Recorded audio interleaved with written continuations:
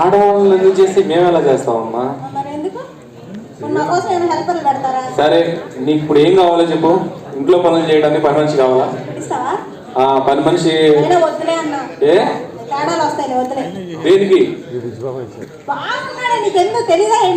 ఓహో నీ భయం అదా? అప్పుడు బావ కోసం నీ భయం కదా.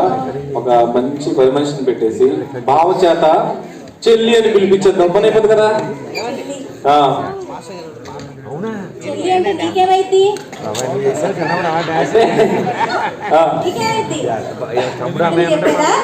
వదిలే కానీ అయితే నేను ఇక్కడ ఒక విషయం చెప్దాం అనుకుంటున్నాను అందరికి. నిజంగా మేము ఎన్నో ఈవెంట్లు చేస్తూ ఉంటాం.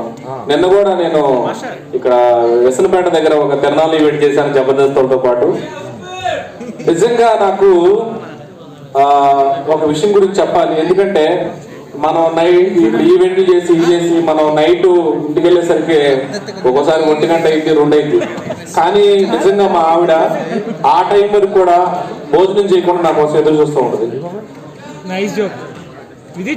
అంటే నేను వెళ్ళి వంట చేయాలి కదా.